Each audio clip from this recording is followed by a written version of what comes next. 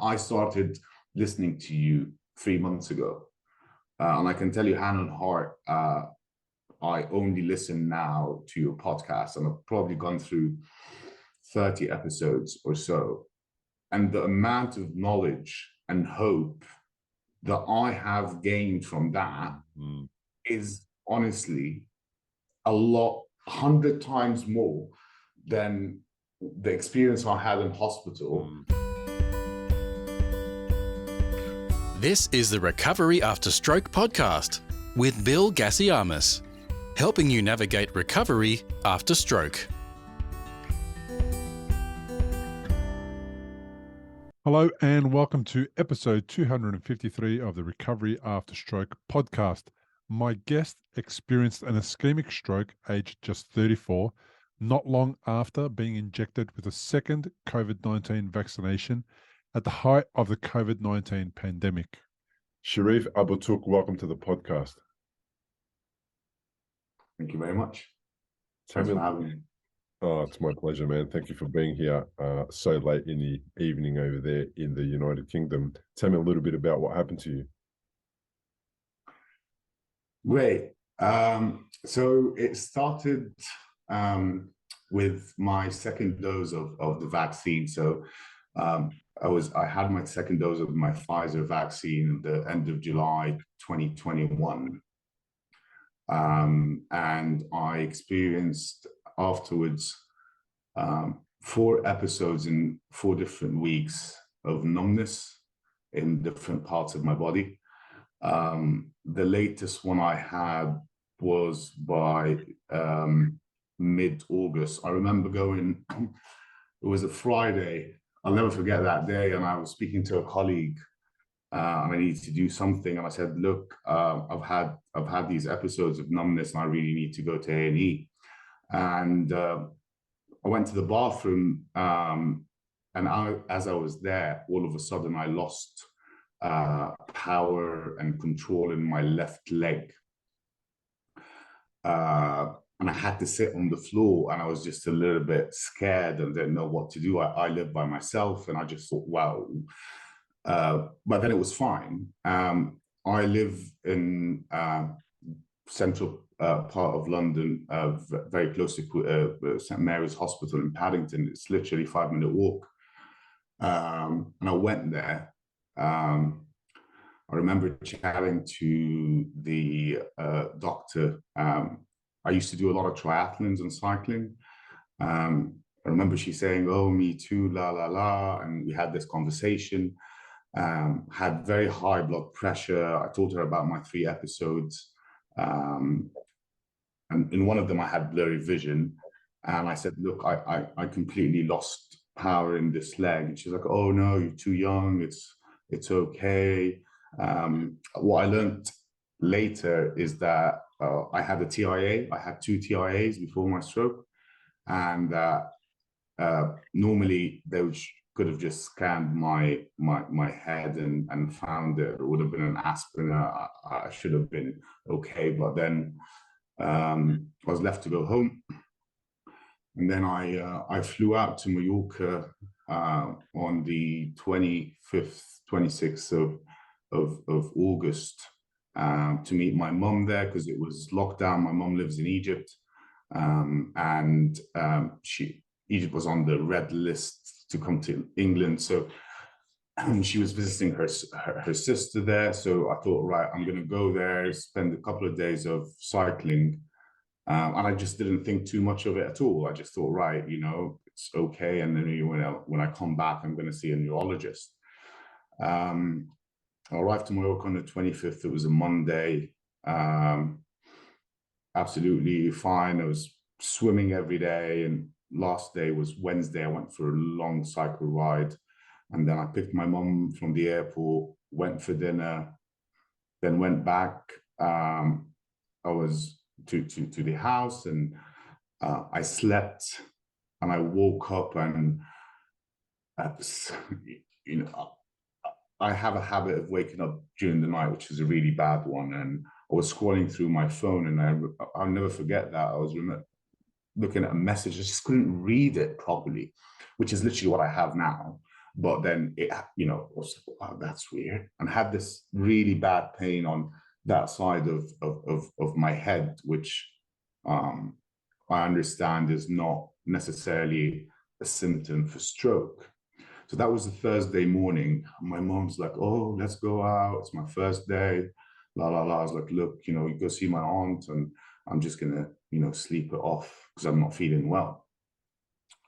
I slept off on Thursday, and then Friday came up and my aunt was in the house. And I remember asking my mom, oh, can you just give me the phone? And she gave me the phone. I was like, oh, that's my wallet. And I just was very confused. And also the vision part, I wasn't seeing very well. And then she said, look, I'm going to take you to the eye hospital because that was the most significant impact I had.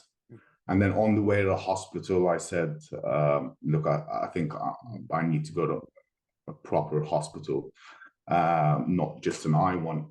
And we went there, they scanned my head, and they said he had a large ischemic stroke in that part of the brain, and he'll have to stay in. And that's it, really. That's literally what happened. History. Was that the first time your head was scanned? So you went to St. Mary's Hospital, and they didn't go down that route? No. No, they didn't, which is quite frustrating now. That it could have been saved. Then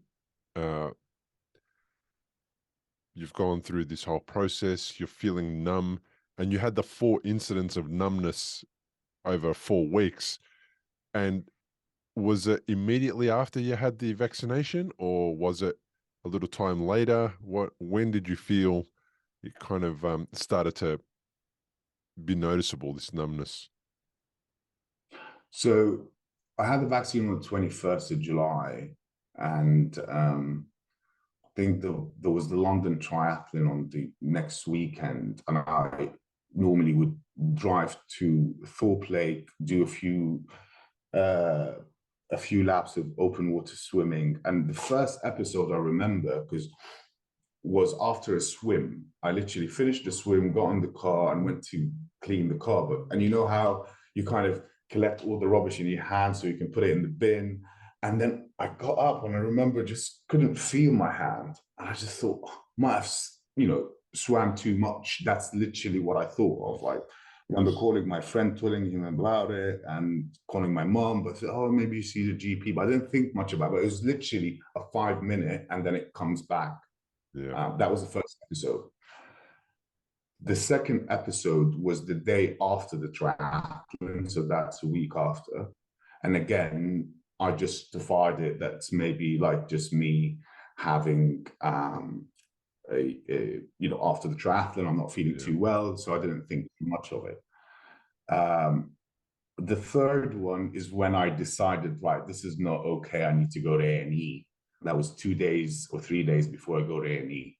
And then the worst one happened to me was when I was in the bathroom. That's the Friday right before I go to A&E. Yeah. And you mentioned the vaccine. Do you feel like it's significant here? Is it played a role in this outcome? Look, I'm not a conspiracist, and I voluntarily took the vaccine because I thought it was the right thing to do. But now, with all the research coming up, especially this year, about how there are a certain amount of people that can get blood clots as a result. I had no medical history of any sort of issues beforehand. Obviously, you cannot be 100% sure. I just never had these episodes until I had the second dose.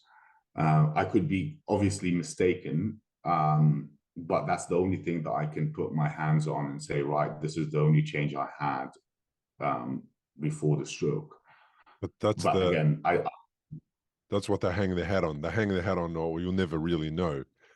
It's such a bullshit situation to find ourselves in many months after most of the people being forced to take a vaccine that was unproven, that was very new, etc. And you heard all the benefits for it and all the reasons for it and all that kind of stuff. And you thought, okay, well, I'm saving humanity if I take this vaccine. But then who's saving the people who have been adversely affected by the vaccine? And how are they going to go about explaining it? And all we're getting is the washing of the hands, and then they're leaving people like you in a situation where you've got to work it out yourself. And that's so terrible. That's the part that kind of frustrates me, is that clearly there's some people that are affected by it, and those people should be treated a little better. Even if we don't know, even if it's not certain, even if we'll never really know, well, why don't we just look at the coincidence of the timing of the two incidences, the one being the vaccine and one being the event, the health event, and going, well, why don't we put some money into helping these people like we put money into helping everyone else from dying from COVID? Why don't we put some money into helping the people who have been adversely affected? Now, I've had 2 shots of the vaccine and I haven't been adversely affected. And I took it unwillingly, but I took it because they were going to fine us $100,000 if we got caught at work without a vaccine. And when you haven't worked for 2 years and somebody's saying to you, you're going to risk a $100,000 fine, I haven't got $100,000 to pay to the government so I can go and work. I think it's ridiculous, right? But what's interesting is it's one of those topics that's become you're either on one side or you're on the other side. There's no middle ground. And I think that there's no middle ground is the way that they avoid supporting people who may have been affected by a vaccination that they've taken. It's a way of washing their hands. So they divide and conquer. You're either with us or you're against us. Even if you've had the vaccine and it did affect you, you still should be for the vaccine.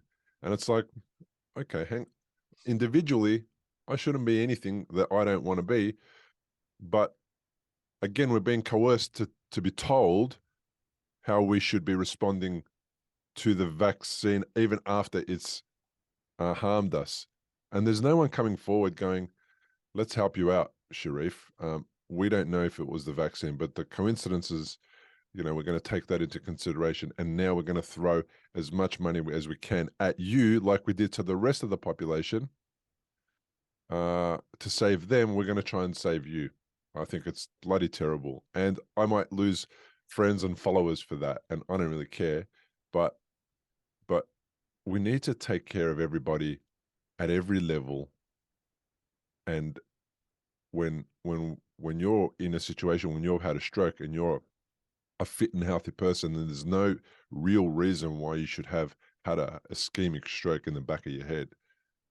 I think that people have been let down again, a second time, So I get really passionate about it, and I'm on your side, and I want to help you out. I don't want to also make this a conspiracy thing, because it's not a conspiracy thing. There's no such thing as a conspiracy. It's just a reality. And we've had enough time to reflect back now and go, well, we made some really big decisions over short amounts of time, and we didn't contemplate the consequences. And one of the consequences here in Australia after lockdown is that in Australia, in Melbourne, we were locked down for one of the 2 years, almost an entire year. We were completely locked down. And now we're getting the after effects of that. We're seeing that there's a mental health epidemic. There is a lack of staff epidemic. So people cannot find staff to fulfill roles in businesses, and businesses are shutting down because all the people that were in Australia, all the immigrant workers, left, and they're not coming back. And, at the beginning, the racists would say, oh, we don't need immigrant workers. They're taking our bloody jobs. Oh, yeah, right. Now that they're gone, you want them back, but they're not here because you didn't support them while they were here to stay here. You told them to get out. We don't want them in our country, because, they don't have any rights here. But now they're going, well, the borders are open again. We want you back.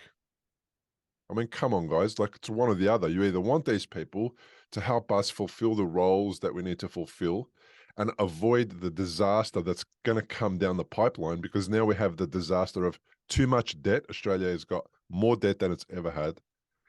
It's got less people to do the jobs. It's got a population that became sick after the vaccinations, and heart disease is on the rise, spiking like dramatically up. And we've got all these pressures on the medical system, and we've got all this stuff, and there's no one's coming back and going, we were wrong. No one's going back and going, we're sorry. No one's going back and doing any of that stuff. And I think it's the responsibility of people who make decisions like that to, when they reflect back on their decisions, instead of trying to hold your position in power and continue to divide the population and tell everybody how we should either be on this side or that side, and that we should dob on our friends if you see them outside in the cafe when they should be at home locked in their house. I mean, it's just, the whole thing is bloody ridiculous. And I feel for people like you, Sherif, and it bothers me that they won't tell, that they'll wash their hands of it and say, oh, well, you know, we don't know. We're not really going to know. It's terrible, mate. Look, I mean, I think in Australia, you had one of the most draconian lockdowns. And I think they started off by fear. It was like, you know, it was very taboo not to say you're not going to take the vaccine. Now, for some reason, people can just publicly say, I didn't take it, and people go, oh, okay, that's not a problem. And I think having a couple of this by giving you a fine, it just have no other alternative but to take it. And look, I mean, again, you know, this is, you know, I would, if it comes back with time, I would, you know, maybe I wouldn't have taken it just for myself, but then there was always that collective thinking in the news everywhere that you are helping other people. So it's not about you. You might not get it, but you don't want to transmit it, which actually after a while didn't prove that was right. Like was not true either. Exactly. And I think, you know, what I would appreciate now, at least, is that someone, as you said, is to kind of just have a conversation about it and be open about it. But no one talks about COVID anymore. They only talk about the economic instability. No one talks about the vaccine anymore. And I think there's a responsibility, not just from politicians. You don't really expect much of them, but I think responsibility of people that are popular, that talk about it and bring it on. And I think, you know, I remember when I had the stroke, I was just Googling every single thing, and it was really hard because I have hemianopia, so I don't see my right side. So reading is really hard. And I was trying to see what's linked to, and then you hardly got any results linking to the vaccine. At least you had a bit about AstraZeneca then. But when I do it today, there's so many research that says, right, no one's going to say it's 100%, but then when they do the studies, some people do get blood clots. So I think it's unfortunate, and it's, you know, I try not to think about it too much in terms of I've been failed by because, you know, I already have a lot to deal with on my plate. And I think what I don't want to do is to find another excuse to be like, right, it's not going to help me. It's not going to help anyone. So I'm trying to think about it as more, you know, I was one of the unlucky people in a way. You know what I mean? Yep. I love that, man. It is, you're right. It's definitely, it needs to be something that we're aware of. It needs to be something that we know how we got here.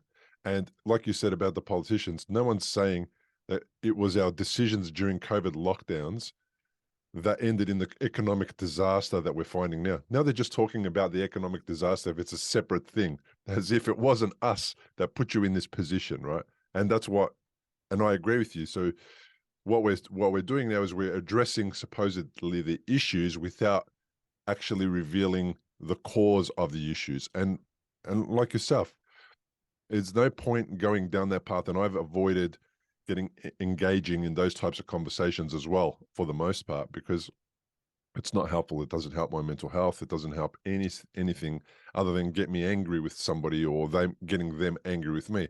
And what we should be doing is, during economic difficulties, is coming together, finding a way to support each other, going to your neighbor, the one that probably rang the cops to say that you're outside, and going, can I help you out with something?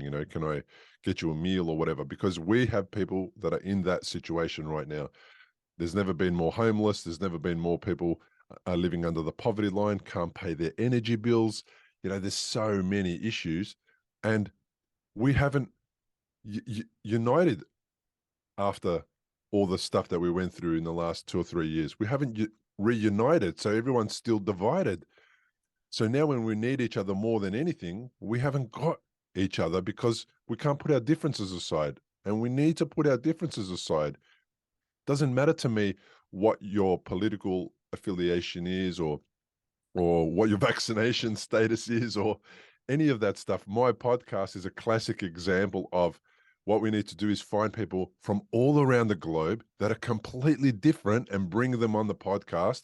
And let's talk about stroke, recovery from stroke, overcoming stroke, so that we can bring all these different people from different religious backgrounds and all that together, where we have something in common and we celebrate that and we support each other. That's what it's about, man. And you know what you're saying about the censorship on search engines and all that kind of stuff. That does happen. That's a reality, because Google doesn't prioritize my podcast as content that is necessary for stroke survivors. So I cannot advertise my content the same way as somebody who was talking about, say, somebody was just talking about, say, a paparazzo who was talking about the photos that he took of, famous people. If he had a podcast, his podcast might be number one because he can advertise that simultaneously on all these platforms, whereas Google restricts the way I can promote my podcast because it's not considered the authority in stroke rehabilitation and all that kind of stuff. And I kind of get it, but there is no nuance there. It's either we're promoting the big fish or nobody. We're not promoting the other people who are actually doing the work that supports stroke survivors. So I'm really passionate about this, and I really don't want to take it into that zone where it becomes unproductive. But I say it for things, to give people things to think about, and that's it. And then they can make their own decision, right? And then we are all going to move on as best as we can from everything that we've been through, as well as the stroke, And look, I mean, I hate to disagree with you on this, but I disagree that because you're saying, I agree that they shouldn't really pop up the stroke, your podcast on Google. Such I started listening to you 3 months ago, and I can tell you, hand on heart, I only listen now to your podcast, and I've probably gone through 30 episodes or so. And the amount of knowledge and hope that I have gained from that is honestly 100 times more than the experience I had in hospital. If you've had a stroke and you're in recovery, you'll know what a scary and confusing time it can be. You're likely to have a lot of questions going through your mind. Like, how long will it take to recover? Will I actually recover? What things should I avoid in case I make matters worse? Doctors will explain things, but obviously you've never had a stroke before. You probably don't know what questions to ask.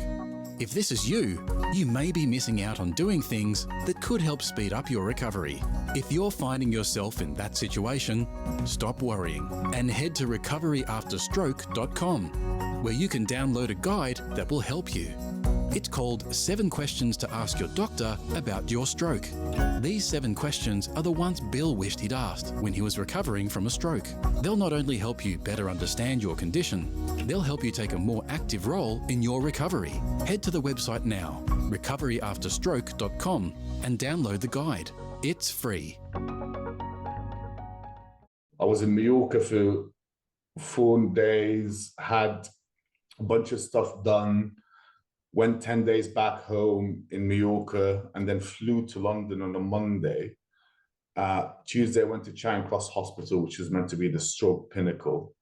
And long story short, when they discharge you of the clinic, I think the one and the most important thing is that, you know what, listen to this guy's podcast. You know, there might be a disclaimer like it's not medical, but these are other people that have been through this thing and they can talk about it. Yeah. The thing is with neurology, it's a black box. No one really opens you know, it's not like if you have a sort of, you're operating on a leg, or you don't, you know, you had brain surgery, of course, but I think for someone who did not and only had a stroke, all they can do is that take blood thinners, take statins, and I'll see you in 3 months. And this is the charity for stroke that you get in touch with, that, you know, they're trying to do their best, but it's also very limited. No one can really relate to a stroke survivor and the stuff they go through emotionally, mentally, physically, like someone that has been there. And I think, you know, I hope one day we become, in, you know, hospitals and doctors just listen to this, because you know what the neurologist kind of technique is. They, oh, look here, this, can you feel this, can you feel that, and that's it. Oh, you had a stroke, can't really do anything about it. But we do a bit of investigation, see if you have a hole in the heart, MRI in the brain, MRI on the heart. Some people do a lumbar puncture, and then sometimes, all, for my case, it all came back negative, and then they go, right, we don't know. And that doesn't give me hope. What does give me hope is for me to listen to someone who might have much more of a disability than I do, and see that they have, you know, conquered it, that become stronger, and i.e. someone like yourself. And I think this is really valuable, and I think search engines should be looking at this differently. I agree. The interesting thing is the Stroke Foundation in Australia is this first organization that I went to get beyond stroke support, because the hospital, my experience was the same, right? And they were great. They helped me out, and I've been the face of a few of their advertising campaigns, and I've done a TV commercial for them, and I've done a whole bunch of things for them. But as far as uniting the people who are doing really good work in Australia to promote stroke recovery, they don't do a good job of that. They get government funded and funded by other people, I imagine, privately, to run their programs, and they do a good job, but they can't allocate enough funds to a podcast that is stroke related from their organization. They don't really do a good job in having their own organization's podcast. So you would think that they would reach out to the people who are doing that kind of work and promoting it at their end, but they don't. They've never approached me, and they know what I do. They've never approached me to say, how can we collaborate? I don't get paid for this bloody podcast. I do it for free. It costs me money. Every episode that goes out takes a minimum of about 10 hours work to get it ready, including the interview. And I'm trying to make some money out of it by promoting my coaching and selling a few courses and all that kind of stuff, but it's never made any money. And I've been doing it since 2017. So it's not money that I need, but it would be great if I had the opportunity to get it in front of the right people without doing all the legwork myself. But their mandate is that they are funded by the government or whomever is funding them to raise awareness about stroke and to prevent stroke happening in the future. And they are told how to do that. They need to do it in this certain manner, and you can't allocate funds to this like that. This is what you get funded for, and this is how you have to show us that you've done it. So at the very top of the spectrum where the government again is getting involved, those guys are, the government's missing out on an opportunity to decrease the amount of mental health issues, the emotional issues, all the challenges that stroke survivors face that's costing the government money. Because when stroke survivors can't get back to work, they rely on government handouts, unfortunately, a lot of people, to get through their bills and to overcome, you know, their living situation and the rest of it. So my call has always been to unite people, but people very easily divide just because of our little differences, whatever they are, and our core beliefs, you know, and that we supposedly should all think the same thing or not. And that's where I get disappointed. And that's why I never talk about it. You've raised it. You've raised some things that have made me talk about it. So what we're going to do here is we're just going to bring it to the air. And then if somebody hears this and goes, hey, I know how I can help, or I know how we can get in front of more people, or I know how we can bring on a stroke organization or whoever, man, I am up for it. But what I'm noticing is I'm getting contacted by a lot of people who are doing it on their own. A lot of podcasters are doing their own version of a stroke recovery podcast, but they're doing it on their own. And then there's a lot of amazing people who come on my podcast who I share their information, you know, therapists of every kind of background. But again, they seem to be doing it in little pockets on their own in their part of the world. And it's all fragmented, you know. And the only thing that's not fragmented about my podcast is that it goes out on every podcast app. And that makes it easier than it used to be for people like you to find it. You know, so there's hope there. And I am thankful that it helps people like you, and it would have helped me when I was doing it. And that's enough about me, man. I think this episode's supposed to be about you. No, I'm glad. I'm glad you bring this this topic up, because you know, honestly, I think the only way you can help stroke survivors is by speaking to other stroke survivors and sharing your story, whether it's worse or better, and see how they cope with things. At least that works for me.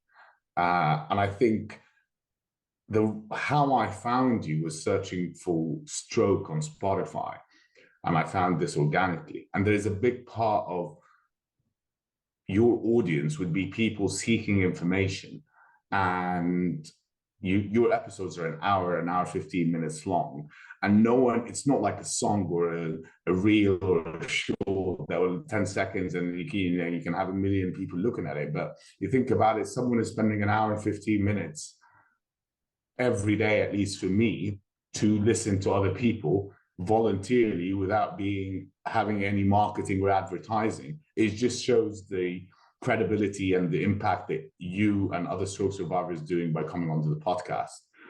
So I think I 100% agree that we have more people like you united all together is going to make a huge difference to people that might have a stroke in the future, people that are having a stroke and don't know they have a stroke, or people that are trying to recover from a stroke and still struggling. I mean, I can definitely say I'm one of them. So, you know, I sometimes listen to your podcast and I see, you know, I said that to a couple of friends as well. It's like a lot of the people that big chunk of them are very optimistic, and they might have even worse disability than what I have. And I've heard that quite a lot, and I just can't agree with it, but I see where it's coming from, is that I'm kind of secretly glad I had a stroke or something like that, because it changed me, changed the way I am. And you know what? I think about this and be like, I don't want a stroke. I don't want it. I don't want to have it. I wish I had my vision back, but I can see where that's coming from. And that in itself gives me hope. And I think this is a very strong message that a lot of your audience bring to that podcast, and you as well. What about me, man? I went through 4 years of shit, right? And then one day I said on the podcast, I think it's the best thing that ever happened to me. And then it's like, oh my God, what are you talking about? How do you come to say that? And you won't believe that is a very common thing in not only stroke, but in lots of different health conditions where people suffer and go through. And they say what you said, Sherif, which is, it changed me somehow for the better. Even though I'm going through all this stuff, it somehow made me think of things differently. It was the reset that I needed. It was this, it was that. And it's like, wow, okay, I get it, because that's the reset I had. And I was talking about it yesterday. And for me, What it did is it showed me how short time is. Time doesn't mean anything. And today could be it. And if today's it, what have I left behind? And I'm not talking about my legacy, my 45-story building in the middle of the central business district, that says that's got my name on it. I'm not talking about that. I'm talking about my kids. What are they going to think about their old man who was cranky, yelling, screaming, and thought that I was doing the right thing, being tough with them and rough with them and all this kind of stuff.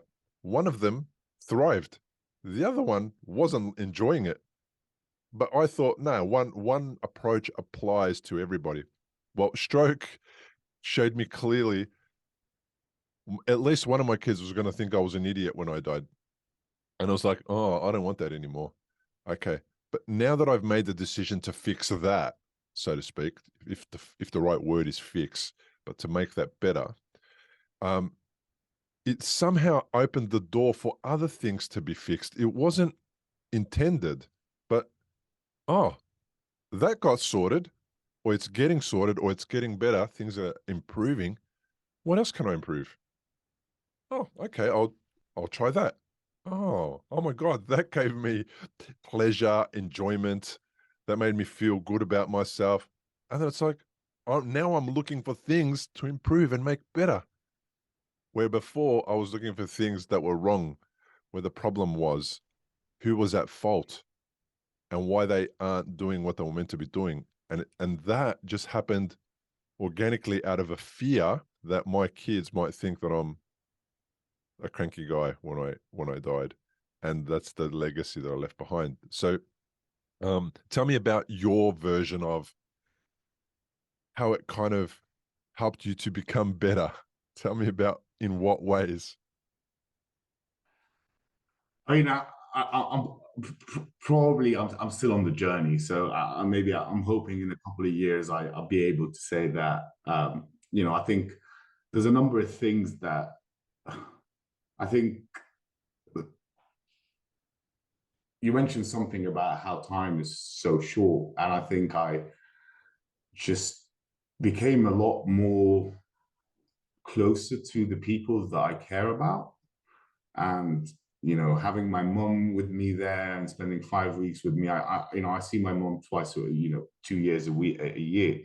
Spending a lot of time with my mom, didn't want her to leave. Where before I'd be like, oh, when are you going to go home? That sort of thing. It just made me value relationships, made me think that. So I'm not necessarily a very religious person, but I know my religion, if that makes sense. So I'm Muslim. I practice, definitely inside of me, I'm a true believer, but maybe not necessarily following it as much as I should. But I think made me also become a lot closer to God, and God is whatever God you want them to be, God, right? Like for me, it's Allah, it's God, it's who I think of whenever I'm in a bad situation. For someone else, it could be something else. But you start to think about things that you might have not thought about it before. You start thinking about what really matters is building memories and building relationships with people that you really care about.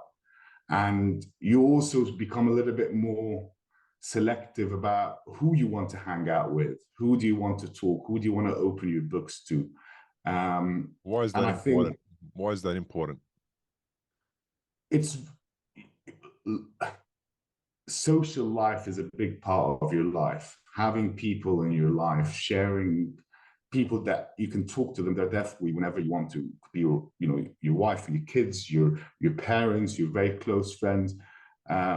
Living by yourself and isolating yourself from other people, or just doing the things, the activities that you like, but not really trying to invest in others, is not, in my opinion, doesn't necessarily help you. Because at the end of the day, if I'm walking down the street and I help some stranger, I feel great. It's how do you relationships is give and take, and you invest in people. Oh my and gosh, if you don't so powerful. if you don't invest in them, you're never going to get it back. And it's the same thing, you can always take it in the kind of the family relationship. if you kind of like just feeding your kids, and when they're 17, 18, they're moving out, you're making a party because you can go out and you ferry or whatever you're going to do, they're not going to give you back the same way, you know. And you probably have heard this in Eastern cultures, and specifically in Middle Eastern cultures, family is a big thing. You're always going to find a family member living with the kids that are never going to take you to the care home. And it's just how it is. They invested so much in the person, in their children. The children will never be like, oh, I think you should go to a care. And sometimes it might be better for them. I totally agree with this. I'm not against it, but I'm just talking about how when you invest in something, you're always going to get it back. And I think that after the stroke, it made me realize who are the people that actually mean, you know, who are the ones that are valuable to me, who are the ones I want to invest time with, and who are the ones that can be acquaintances. So yeah. It's such a great way to look at it, the investment into somebody, because it means that you're going to get something in return. And what you've got to do is you've got to do the thing first. Like when you invest in shares, you've got to do something first. You've got to take the money out and you've got to put it there. Without that, you don't get a return. And what you're saying is you've got to do that for somebody else. And the return from the person on the street who you helped pick up their cans after they fell out of their shopping bag might not be that that person comes to your house with a bowl of soup. It might not be that. It might just be that that person passes that on to somebody else, remembers that gesture, and then goes, I remember how good that was when that guy helped me out pick up my cans out of the middle of the street. Oh my gosh, I better go and help that person out.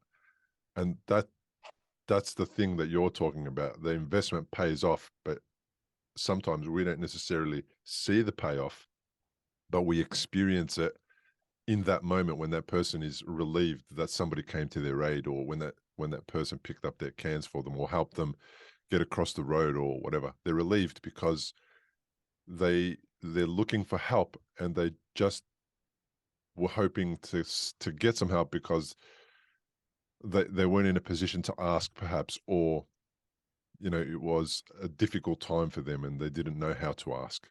And that's what I love about your investment statement. You know, it's such a true thing. And with you know, we're not that far from the Middle East. My parents are from Greece, so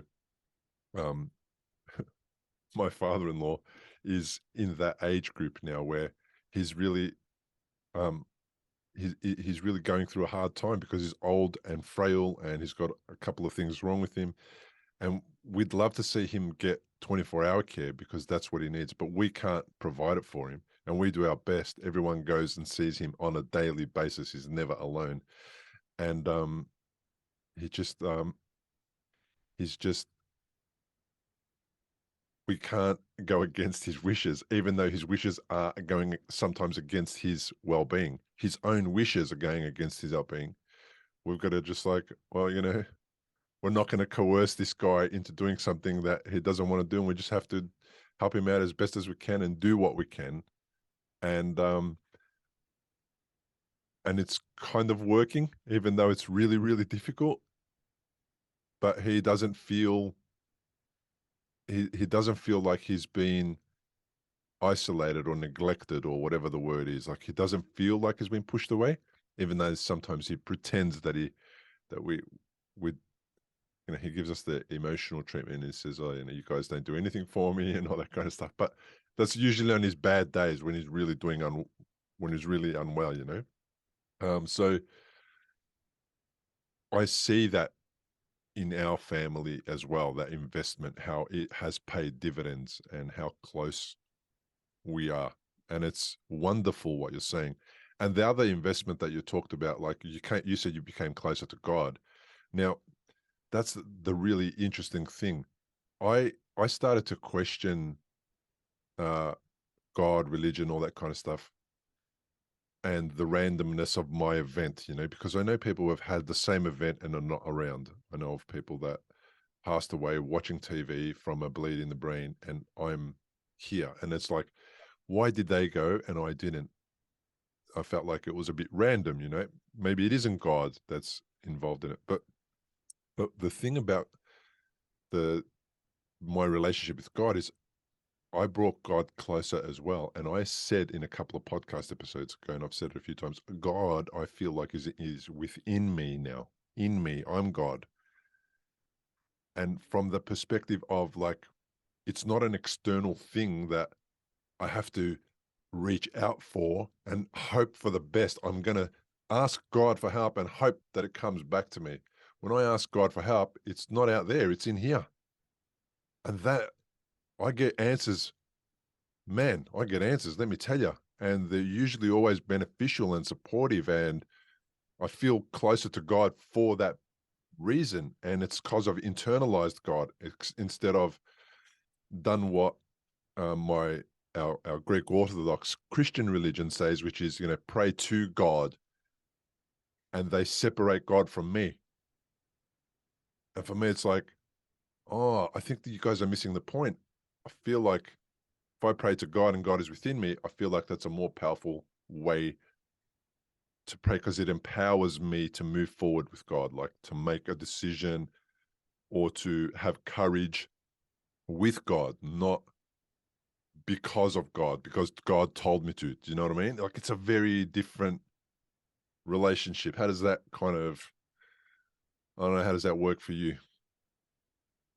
I'll tell you a story, a very interesting one.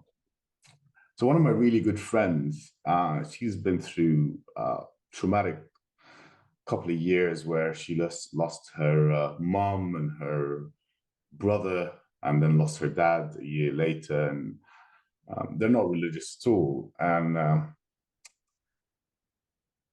what she said is that she was with her dad when he was, you know, in his last few breaths, and it's like, what were you doing?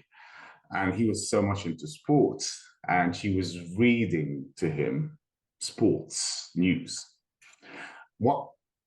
Why I'm saying the story is that God is whatever you want to make God is. For him, it was sports. That's what calmed him. If I was in that situation, they would read the Quran.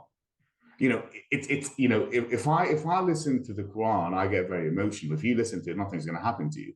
It's, you know, it's how you, so it's how you, if you ate carrots every day for the last 20 years, you will love carrots and you're always going to eat carrots. It's how it is. If you kind of lived in an environment that is influenced by religion, and then you are somehow going to be influenced by that. Now, it's not the question if it's right or wrong.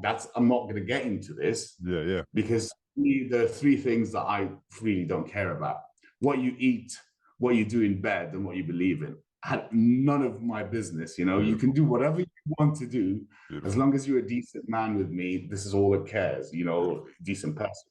So, yeah, I totally understand when you say God is within me. It's whatever you make it. Some people worship different things, but if that makes you feel, if that rocks your boat, that's all it matters, right? Yeah. I think you summed it up beautifully. I think that's it. And that's how it worked for me. And it works because, yeah, it just seemed to be the first time that I've been able to really get results from myself. Whereas I was always in my own way. I was in my own way in life, with my children, with work, with everything, with stroke recovery, until I wasn't in my own way anymore. Now, that doesn't mean that I don't have doubts and second thoughts and concerns about whether what I'm doing is right or wrong. It just means that I am at least able to see when I am in my own way, and I can catch myself and go, all right, stop doing that, move on. Yeah. And look, there's also like, there's something really interesting now about me that I always think, what was I upset about before the stroke? You know, what was it actually, you know, that it's all bullshit. You know what I mean? And I think at some point, the more life kind of throw things at you, the more you start actually become a lot more receptive to getting it. I mean, 50 Cent is not normally someone I'll quote, but he once quoted and said that, you know, you're very hard going to find someone who's struggling with life that's going to tell you I'm depressed and I'm stressed out. They're too busy. They're running around doing this and doing this and doing that. And, you know, I see a lot of people that might have very successful at work. They might have children that, you know, are autistic. They need to look after them. They're also looking after their dad. And you see that they're successful in almost everything. And you see other people that might have, you know, born in a gold spoon in their mouth, and then they always talk about stress and depression and stuff like that. And it's not, I'm saying it's not there. Obviously, it is there. It's a medical condition. What I'm saying is that it's a very, when life throws at you stones, and then you have gummy bears thrown after you afterwards, you thought, all right, it's just a gummy bear, man. But if you only had gummy bears, it's always going to be a gummy bear, you know? And always, if you only had gummy bears, you always feel that they're stones because you've never had these stones. Exactly. Yeah. Yeah, it gives you contrast, doesn't it? And that's the thing. You said a great thing. It's like you didn't know what you were angry about before, but before you were angry, and that's that you're describing me, man. And it's like, oh, what was it again? Why was I? And it's just something that I had somehow worked up to 37 years of it, right? I had worked slowly to be at that point, and then the bleed in my brain happened, the brain switched off, and the head stopped telling me stories because it wasn't actually working. And then my heart came online. And then it's like, wow, okay, I can see life through my heart. I can actually observe the world through my heart, and my head is not telling me a story about that. And that was more joyful, and more connection was happening, and you know, things were being put to rest, and I wasn't angry, and I was less whatever. And is that how you experienced as well? Is that does the stroke kind of then go,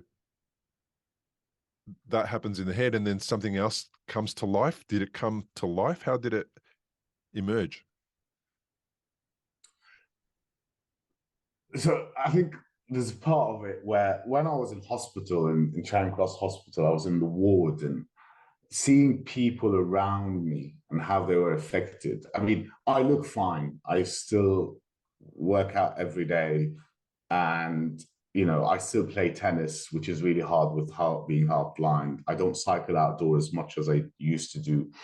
But then a lot of the things that I used to love doing, I can't do anymore now. And but I also kind of, when I was in the ward and seeing people can't move, can't talk, getting seizures, and looking at them and thinking, right, I could have been one of them. It kind of feels like, all right, I'm grateful to what I have, but then I always kind of, I can't still get over the thought that haunts me every day. Why me? Why did I have to go through this? What? So, you know, I would love to sit here and say, look, you know, I've passed the 3 stages that you always talk about, Bill: the emotional, the mental, and the physical. I don't think I've passed any of them yet. I'm still in the journey, and I'm hoping that one day I would. But it just gives you a very different perspective and lens when you see what other people have been. And this is what, again, what your podcast has helped me, because, you know, I'm talking about a bunch of people that were in the ward next to me, and, you know, her hearing about their stories, and hearing about other people going through the same thing, younger than me, 21-year-olds that had a bleed in the brain, and people that can't see on the right side, like some of your viewers. Just, you know, you're not alone in this. You're not just cherry picked, and you just need to, you know, being sad is not going to help me. It's not going to help anyone, right? Being upset is not going to help anyone. So trying to do the most you can do with what you've got now is what I try to do. But I can't help the fact that every day I look in the mirror, I can't see my right eye. It's just so, it's very spooky as well. Like, you know, I'd be walking in the street and someone walks on the right side, I wouldn't see them until they're there. Or I would It's quite interesting. This story is actually really interesting. I remember, and this is how it shows you how human interactions are really important. So when I came out of hospital, I remember going to Marks and Spencer supermarket around here and wanted to buy teriyaki sauce. And the worst thing for someone with a hemianopia is a supermarket shopping or any crowded places because they just get confused. They can't see. And normally, when you go to look at the aisle and you just look there, you can see all the brands. You know, that's Heinz, that's the teriyaki sauce. And then now I have to focus. And I asked the guy there. It was the first day out of the hospital. Oh, where's the teriyaki sauce? And he gave it to me. I was like, oh, sorry, because I just had a stroke. And the guy was stunned. And I was like, oh, I had a stroke, imagine, la, la, la. And then now I don't even mention it to people because back then I needed that emotional connection with people. I needed someone to go, oh, what happened? Which I didn't get from the guy there. But anyway, it's, yeah. It's really interesting how it makes you think differently about certain things throughout your recovery. Yeah, I would say to you, I'll tell you a bit of my insight, why I am where I am. And it's got a lot to do with what I was doing before the stroke. And because I was angry and ill-guided, I was ill-guided by myself. I was at least getting counseling. So I had been in counseling from the age of about 25. We lost a very loved one, dear brother-in-law of mine who was, in his 30s when he passed away. And I was, Sorry. yeah, thanks, man. It's good. Now, I mean, I was 5 years, I was 5 years younger than him. And it was the first person that I had known and truly loved that passed away. And it was so hard, devastating. And I went through this process of going, I need to get some help for this because I don't know what it means. I don't know how to deal with it. So what I was doing was going to counseling. And by the time I got to the age 37, I'd been in counseling for 8 years. And I'd go sometimes monthly, sometimes I wouldn't go for 6 months. But every time I went, I think what it enabled me to do was overcome some of those things that had been haunting me from my early years to my, say, the 25th year of my life. And then it was like, I was then just dealing with life events as they were occurring. And I wasn't dealing with a compilation of things that I'd never dealt with. So as I got to stroke at 37, I was kind of like ready. I was ready to, all right, what's next? What is this thing? How am I going to overcome it?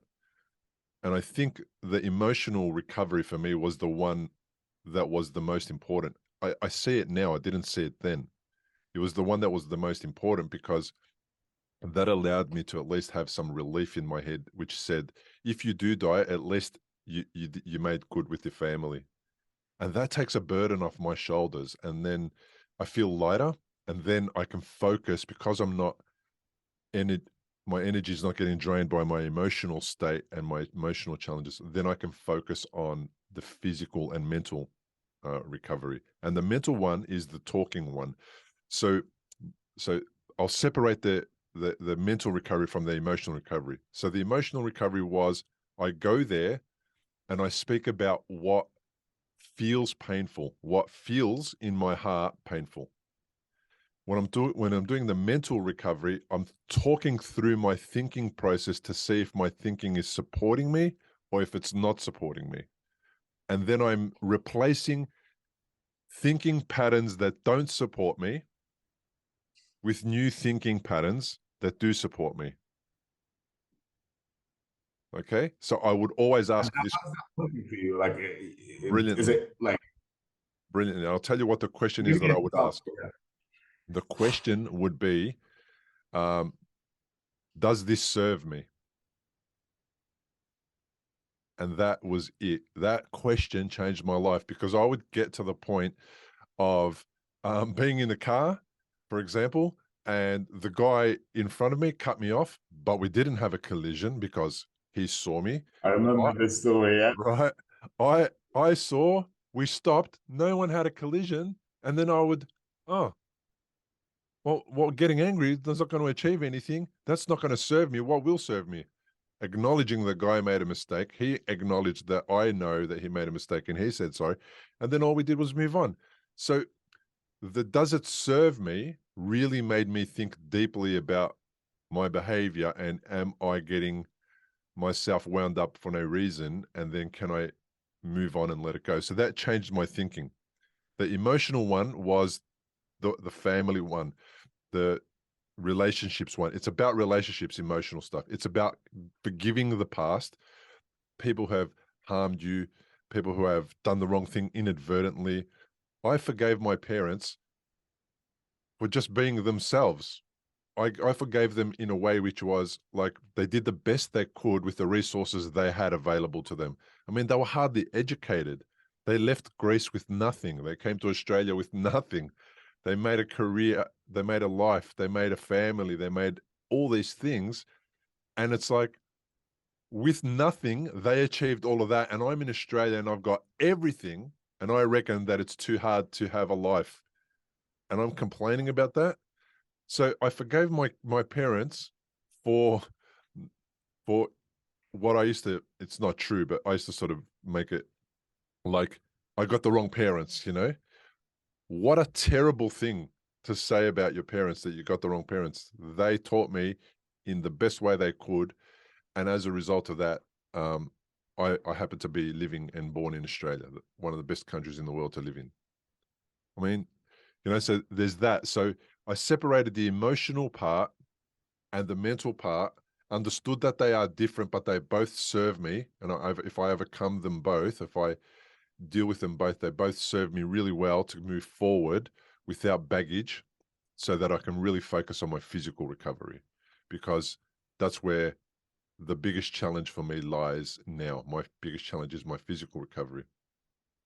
And it's kind of got to the point where now it's maintaining what I've recovered and not losing it, and it not going backwards as I age, and as my brain goes through the normal aging process, where as it ages, you know, people lose some function and they lose whatever they lose as their brain ages. So my aim now is to just keep my brain in the most optimum condition I can possibly keep it, right?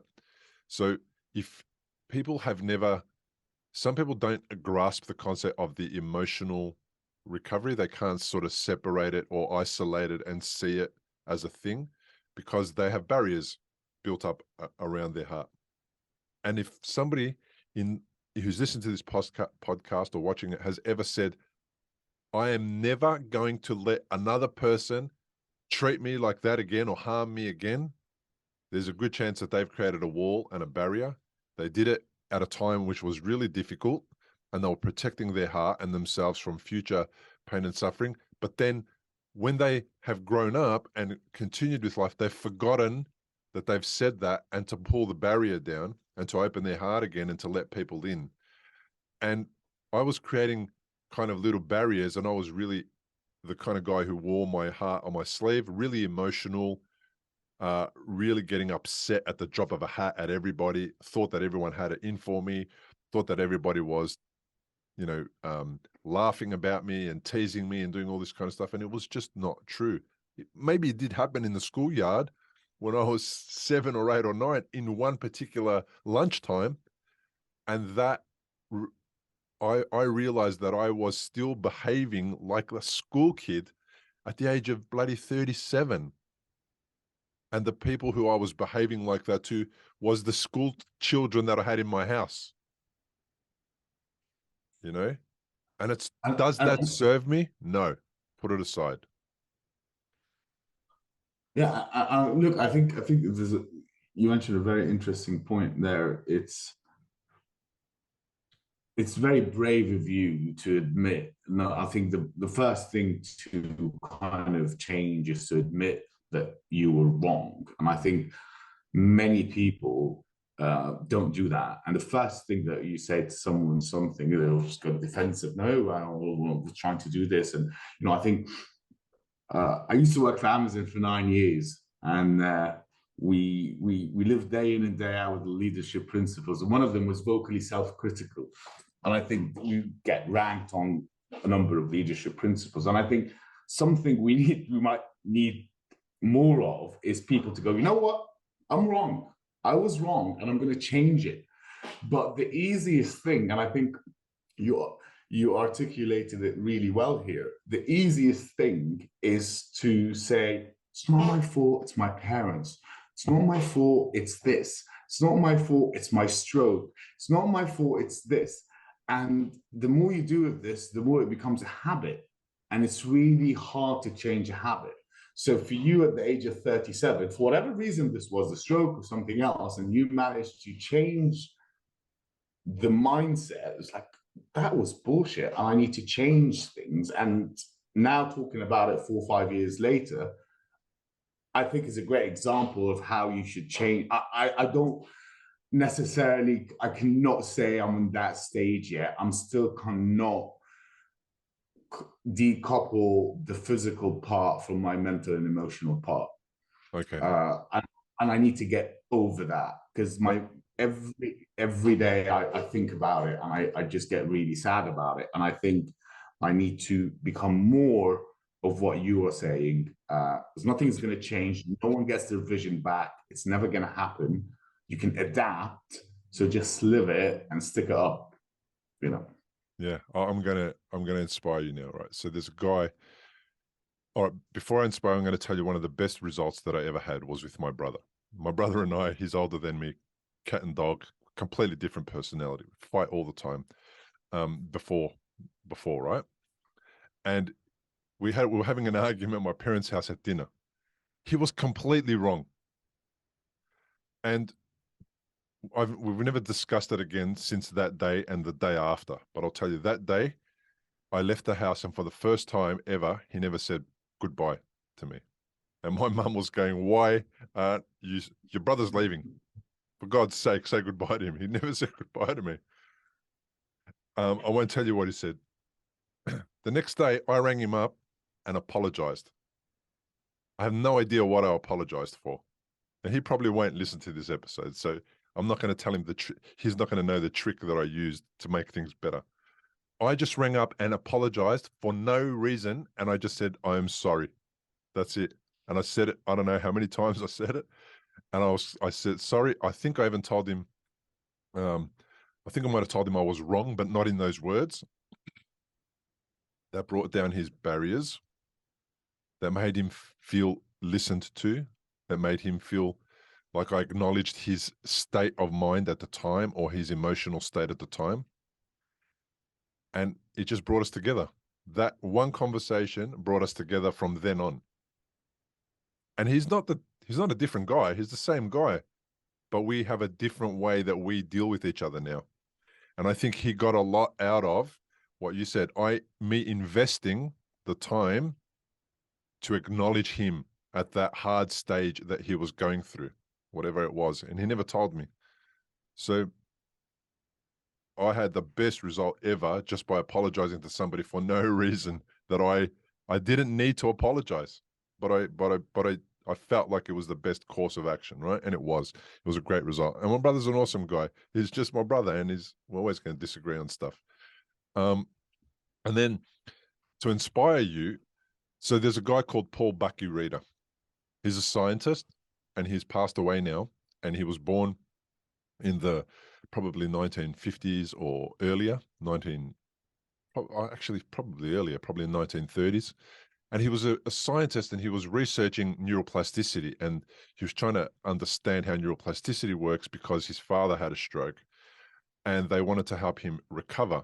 Now, the science on neuroplasticity goes back to the early 1700s. Like, it's really old. But of course, back then they didn't have the technology to actually show neuroplastic change happening in the brain. So what they would do is they would put out these theories, and they were all based on theories, and they were all based on rat models, so showing changes in the brain of a rat who was trained to do certain tasks and a rat who wasn't trained.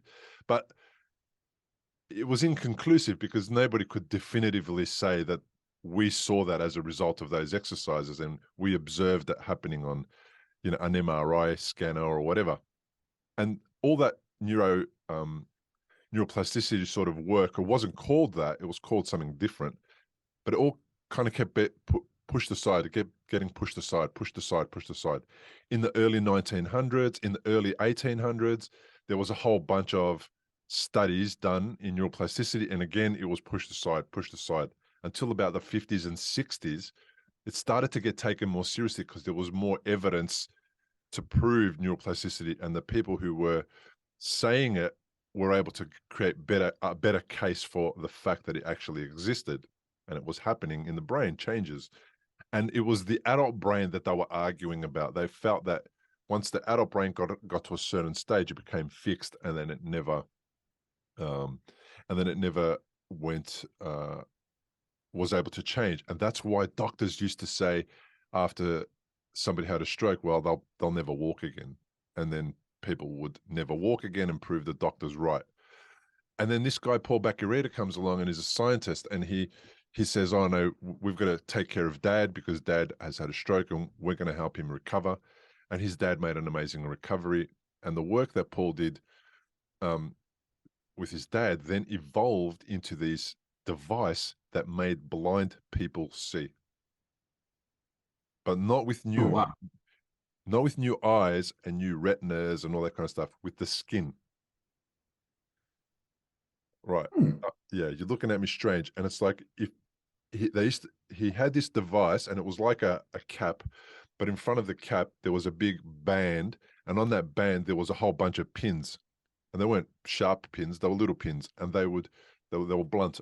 And as the sensors picked up an object, say it was a basketball in the front of this person, the sensors would respond to the skin and press the circle of the basketball in a very rough form. Back then, it would press the basketball onto his forehead, and he would then be able to get that signal converted in his head, and he would be able to say that's a basketball.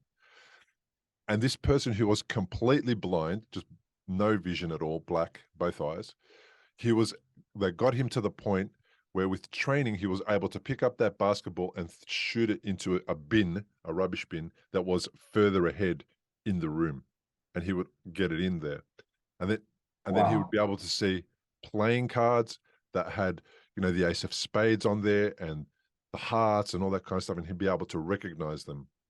That technology has led to the next device that Paul Bacchiarita created, which is with a lady I've interviewed, Cheryl Schultz, right, who was the first person that was able to replace her lost center of balance. So in her head, all the crystals and all the stuff that caused balance, she lost it all. And she was able to replace that with her tongue. And what they did is they put a device that when she moved forward, zapped her tongue forward. When she moved back, it zapped it back. When she moved left, it zapped it left. And when she moved right, it zapped it right. So the tongue started to recognize that when the movements happen, back, forward, right, center, that the tongue started to recognize that she was moving and leaning, and therefore to correct. So perhaps this inspirational story is for people who go through this. And Paul Bacchiarita never experienced a deficit like you experienced and other stroke survivors experienced. He just did it out of curiosity. He just wanted to see if it was possible.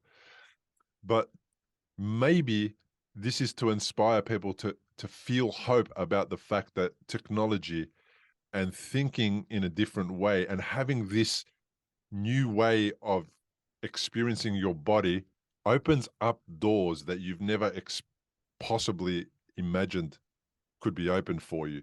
And imagine being the first person to be the model for how to help people regain their balance. And now this was done in the 80s and in the early 90s. Cheryl's story starts in the early 90s. These products are now available. You can buy them online, and people are buying them through an organization that was funding and supporting Paul Bacchiarita's work, and that's a proper product now. It's taken 30 or 40 years, and now they sell it every day to people. So my experience with my body feeling differently, because the left side feels completely numb when I'm tired, I lean over a little bit and it feels all weird and all that. my experience with that has, I see it as this is an amazing way for me to notice another way for my body to exist, another state for it to exist. And if both sides felt the same way, I wouldn't notice the difference. But because both sides feel different, I notice the difference. And then there's some days where I don't notice the difference at all, even though it is different. And they're the days that get me interesting. It's like, oh, how come I didn't notice it today? And then I notice it, and then and then it's over. And then I go back there. Perhaps there is a piece of technology that you or somebody else, who has this experience with vision on one side, can develop that deals with peripheral vision loss and then can support people like you to feel comfortable about going into a supermarket and walking down the road and doing all the things that you need to do without feeling conscious about, oh, I can't see that side. Michael Merzenich, another guy who I interviewed, who worked on research projects that were as a result of Paul Bach-y-Rita's work and there's other pioneers, developed the first cochlear implant, was part of the team that helped to develop the first cochlear implant, which would not work. He told me it would not work if it wasn't for neuroplasticity. He goes, it's a piece of technology. It doesn't actually do anything. The brain is what makes the technology successful. It is what makes it work. And then he's able, with that research and a whole bunch of other guys in Australia and around the world, that were able to give hearing back to people who had lost their hearing by rerouting it and going through the back of the skull and sending the waves to a part of the brain that picks it up and translates it into language, into sound. So it's like, right now, you're in the thick of it. You're coming to terms with it. You're getting used to your new self. You're overcoming your emotional and your mental challenges and your physical challenges. And then one day you're going to arrive. You definitely are going to arrive to that stage which goes,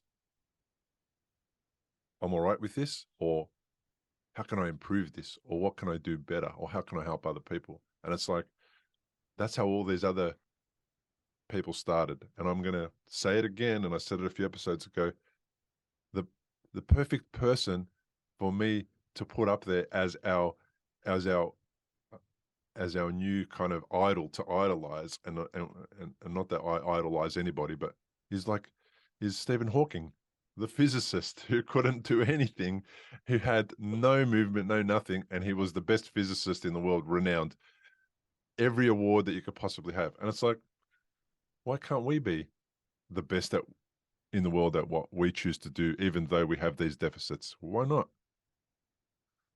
Yeah, no, I 100% agree with what you're saying, and it's really interesting about what you mentioned about technology, because I was the new device that I saw on the news a couple of days ago, that it's literally you stick on your stomach, and if someone has Parkinson's and it turns it on, he's always shaking. As soon as it's turned on, he stops. Wow. He can walk, he can have a cup of tea.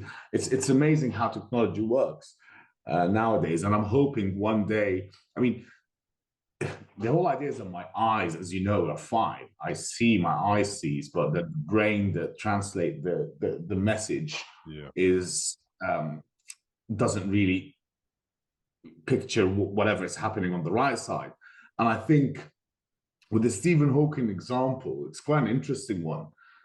I sometimes secretly, I don't know if you've ever done that, think about what sort of disability we'd have wanted to have instead of what you've got. You know what I mean? I've never done that. You're an interesting You've guy. never done that? Okay. You tell me. I've definitely done that. I tell you that. I mean, like, you know what? I would have much rather been on a wheelchair than to not see my eyes. A number of reasons for it. It's because you can stimulate the muscles. I've seen many people that were not able to walk, that walked after, and you know, your example of this as well, that you know, but I've never seen someone or heard that someone got their vision back. Now, there is there's a neurologist and then there's a neuro-ophthalmologist. Yeah. So there are very few of them, and they normally work privately. There's one person, Professor Leff, that works in the NHS, refuses to do everything privately. I had a really interesting chat with him a year after the stroke, and he articulated it in a very good way. He said vision is sometimes could be argued as an illusion. What is vision? Why do you need your vision? Your vision isn't coming back, but the function or what you need your vision for is going to improve. And he gave me an example. He was like, you play tennis. Compare yourself when you first time played tennis after your vision loss from missing every single ball to now. Nothing has changed physically, but the adaptation of your body. Wow. He said that you move your eyes a number of times a second. You don't realize that. So what you start getting good at is your eyes movement. And another reason why I think sometimes, and this is kind of links to the emotional bit, no one knows I have a stroke. No one can tell I have a stroke. And I think some people are shying away of asking how it is and how you are. And I totally understand if you're born with a disability, you just don't want to mention it every time. But if someone was born abled and then became disability, it's actually, when people ask me, how is it? I find it personally very comforting to talk about it, because I'm living this world. I work full time, and I'm just living my life and don't talk about it. It's in my head every single day. And I think sometimes of having a visible disability, you get this conversation going, but when you don't, you never talk about it. I end up talking. You see what I mean? You just, people, I'm glad you're great. No, I'm not great. I can't see. I have long-term fatigue, short-term memory. I get numbness every time I sleep. A lot of things happen to people internally. And I think people always focus on the external part. Yeah. And I think, it's what you go through. So, I'm hoping that my functions gets better. My brother always says, I don't think Elon Musk has this new neurologist company there that is basically going to inject certain kind of stem cells, whatever it is, and make you kind of, if you have any disability related to the brain, it's fixed. And, fingers crossed, let's see how it turns out to be, but I like that distinction that you made about if your disability is not visible, you actually miss out on a lot of the opportunity to talk about it and therefore help heal. I that's something that I'd missed for a while, and that might explain why I have a podcast. Because I needed to talk about it, but nobody knew that I needed to talk about it because I didn't look like I had anything wrong with me. And the podcast is exactly that. Exactly what that is. It's making up for the fact that in public or in private life or wherever, people don't know what I need to talk about. And they're not equipped to hear me talk about it anyway. So the opportunity to talk about it was not there, and I needed to find a way. And I think that's what the podcast is. And also it kind of can fire out that other way, because you only want to talk to someone who's actually interested in talking about it. So you're not going to bring it up if he hasn't brought it up. So it's a kind of a sort of, and people become a bit polite and don't want to ask about it and stuff. And I think it's a personal preference. I myself find it very therapeutic to talk about it, because if I don't talk about it, you just close it in a black box that's going to explode at some point, and I don't want that. So I think, it's important to talk about. You know what's interesting? Some stroke survivors have come on the podcast. They'll say, it's been 10 years and I've never spoken to anyone about it. And why did you wait to come on my podcast for 10 years to speak about it? And they were like, oh, I don't know, just got on with life and that type of thing. And it was really interesting that some people don't need to talk about it like I do. They deal with it differently, and that's cool. I mean, it's probably cool. And I was so excited that the first person they spoke to about it was me and the rest of the world. It's like, okay, you waited 10 years and you really talked about it, How does your mum and family manage it all? How do they deal with it and cope with it? Uh, Look, I mean, my mom is my kind of hero, her own, if I may. I'd die for her, really. Like, she's been always been, and especially after the stroke, it's. I spent 10 days in Mallorca with my mom, aunt, and my late uncle, and then I spent 5, 6 weeks here in London with my mom, and it brought me very close to her. And it just made me realize how, kind, and, obviously she's always been, but just kind of getting this when you need it is very different than getting it when you don't need it. When mom says you got to finish your plate, eat this, you haven't eaten, Sherif, la, la, la, you go to the training. It's just a chore for you. But when you're actually seeking that sort of kindness, it just brought me a lot closer to my mom. My dad is a sort of in a slightly denial mode. Like, he doesn't get it. He goes, "Oh, you're fine now. It's okay. You moved on." And I see where he's coming from, but sometimes it could be slightly. I just need the people close to me know how hard I'm going through it and how challenging it is. But I'm very grateful to have them both, and to have that support from them, that moral support that they continue to give me. I'm very close to my brother as well. He lives in Dubai, and I speak to him almost every day. And I think it's again brings back the whole idea of investment. And one, I don't know if you've ever seen it. So I don't have TikTok, but I have YouTube Shorts, which is the same thing. It's like 10 seconds. And there's this guy that goes up to people in the States and be like, "Oh, hey, I'm very sorry. I'm really hungry. And do you have spare dollar?" And be like, "Yeah, man, I have $1." And then he blessed them with $1,000 and whatever. And what's really interesting about this is that most people that give him the dollar are people that are actually in need of the dollar. And then you see other people like, "Oh, sorry, man, I'm getting these things to my stepsister's birthday, so I don't have $1." So, or someone will be like, "I worked so hard for this." And I think I'm citing this example. It just shows you kindness comes from all over the world, and it comes from different people. But I think for me, the most kind soul I've had after the stroke was my mom. She's been very comforting for me, and I'm very blessed to have her. So it comes it was from. very... I know.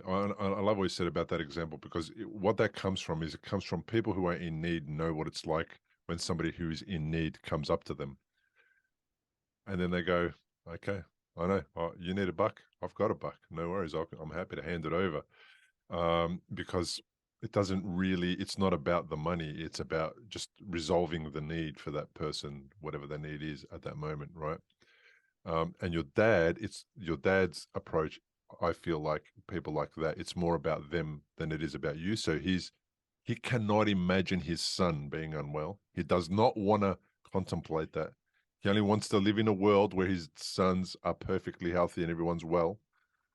So if he tells you enough, it's real, it's true.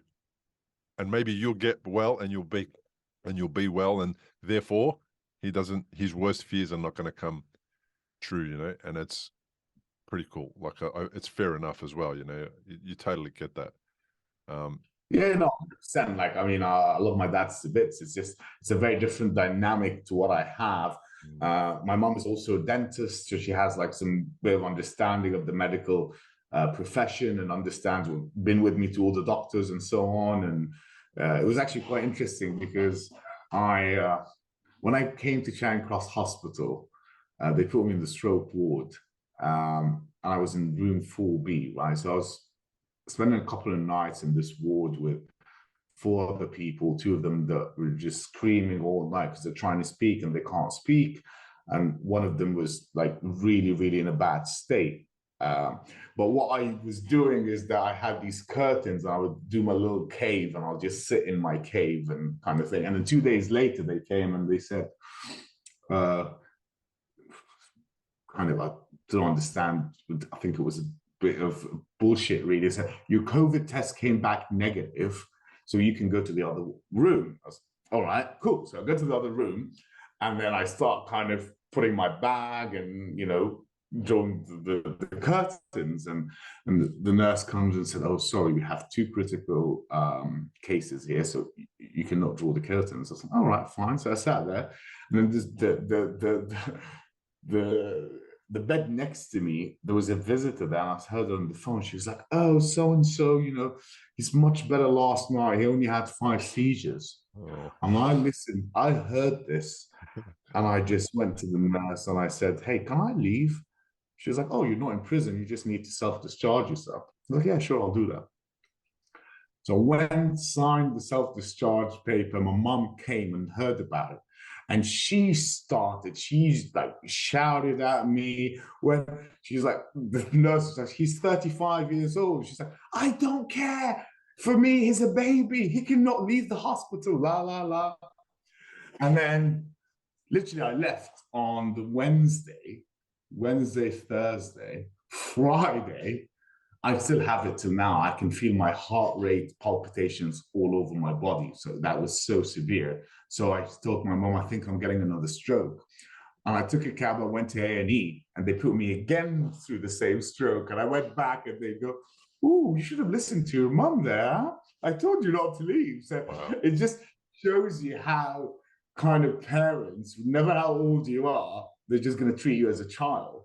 And it was very interesting. It's a bit of a funny story, like, because I went back and I felt so like, nurses like, "Oh, I told you not to leave." I was like, "Yeah, I'm back." And now you felt like you used to feel like when you were 5, 15, 25, every time that your mum pulled rank on you and put you in line, you felt the same thing, and you should have listened. Exactly.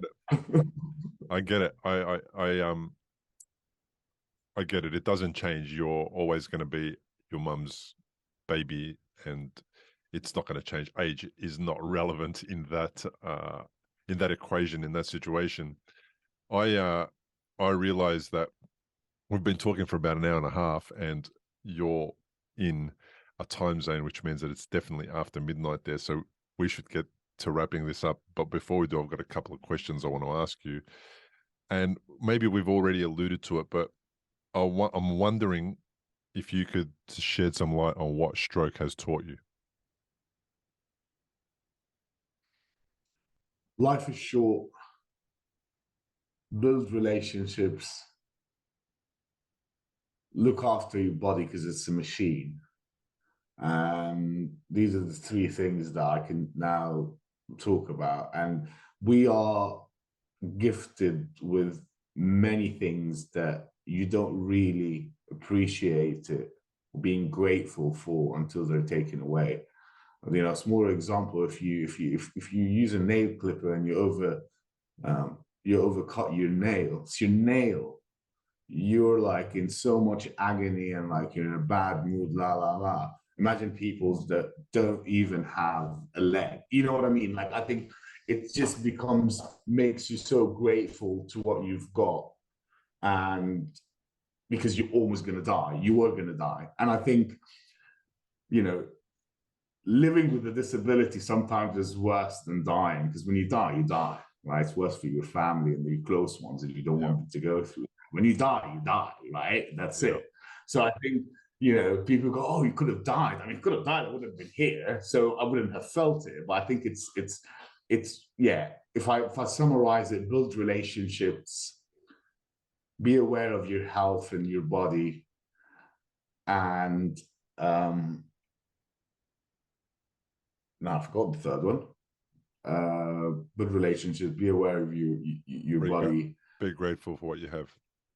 And be grateful to what you've got. Exactly. Whatever's small or big, and we're all kind of motivated by a lot of things out there in the media. And if I can't remember the statistics, but if you've got a roof over your head and you can afford your dinner, you're one of the top X percentage of the world. I think we live in a world where we think everyone's need to have Ferraris and have massive cars and blah blah blah. And I think you kind of miss the little things that actually matter in life. You get people that are super rich and they would do anything to get their health back, or do anything to kind of get their parents or their children back if they've lost them. So be grateful to what you've got. Yeah, I love it. And this is a question that seems similar, but it's actually very different. What do you want to tell other stroke survivors that might be going through something similar to what you're going through right now?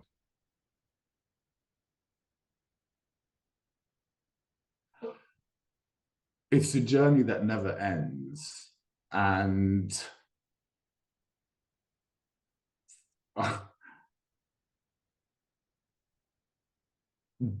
if you had a stroke and you don't have a disability, be very grateful for it and look after your health. And, you know, kind of, you know, if you had a disability and you're kind of really upset about it, like I am, think about what did you need that part that became disabled for, and you will adapt whatever this is. If you need your legs to walk around, you can be on a chair and walk around. What's the whole, like, try and strip it back to the function of the kind of thing that you use. So, you know, if I lost half of my vision, then I need to work on moving my eyes more to adapt for it. Don't chase getting the vision back, especially I'm talking about vision because it's what I've got. Don't chase that. You're never going to get it back. But what you're going to get is the function of what you're going to use your vision for. I think the psychological and the mental part is just, I don't think I'm in a place now that I can comfortably give advice to other people, because I'm still going through this journey. But I think listening to other people's stories on your podcast or whatever kind of other platform they might be interested in is the best way to get it. At least I've been to at least some of the best 6 or 7 best neurologists in the UK, private, on NHS. They do the same thing and they tell you the same thing. There's a protocol, exactly what they do, but no one has had a stroke, so no one can explain to you what's going to happen. So be optimistic. Don't give up, because it's not going to help anyone. And I understand, you know, people, it's quite interesting when people kind of, with cancer survivors or with stroke survivors, and people look at them and tell them, oh, you've been so strong. He's not strong. He's just, there's nothing else he can do. What is he going to do? Sit at home and cry? He's actually not strong at all. You know, it's really kind of you to call me strong, but I mean, I have 2 options here. Either to dwell on the past and blame, and just play the victim part, or to just deal with it and try and, you know, get over it, adapt, and you'll get there. And I'm still on the journey. I'm hoping one day I'll get there. Yeah, I love that. You're not strong, you're just getting on with life. And that appears as strength. And that is a strength. It definitely is. But it's not what you're going after. You're not attempting to be strong. You're just getting on with life. And that is a strength in your character, in your approach to life, in how you want to live your life. And they're very different things. So trying to be strong seems like a burden. Seems like it's hard. You know, I'm going to be strong. I'm going to tough it out. That's very different type of approach to going about life and continuing life and just getting through whatever you're being through and being prepared to overcome all the challenges and the barriers and the obstacles that come in your way. You're just going to continue moving on with life, and that's strength, but it's such a different version of it. It's not the one where you tense up and push through. It's the one where you flow through, and that's a really lovely strength, mate. And if you want to give an example to this, it's like, if life is a chip that you play in blackjack, you've got 1 chip, and that's life. You only get life once. And you get served a set of bad cards, you're not going to fold, are you? You're going to bluff as much as you can to win, or whatever you're going to do. Like, you know, it's your lot, it's one. So, you know, I think you got to play bad cards, deal with it. Deal with the cards you've got now and not try to ask for the dealer to send you another set of cards because he's not. I love it. And on that note, mate, thank you for being on the podcast. Thanks a lot, and continue the great work you're doing, Bill. It's definitely helping me, and I'm sure it's helping other people as well. Very, very happy to be on your podcast, mate. Thanks. Thanks for joining us on today's episode. To learn more about my guests, including their links to their social media and other pages, and to download a full transcript of the entire interview, please go to recoveryafterstroke.com/episodes. If you would like to try the course, 5 Foods to Avoid After Stroke, go to recoveryafterstroke.com/courses and get on board now. If you would like to support this podcast, the best way to do it is leave a 5-star review and a few words about what the show means to you on iTunes and Spotify. If you're watching on YouTube, comment below the video. That's really important because any comments, likes will make a massive difference to the way YouTube puts the video in front of other stroke survivors who may need this content.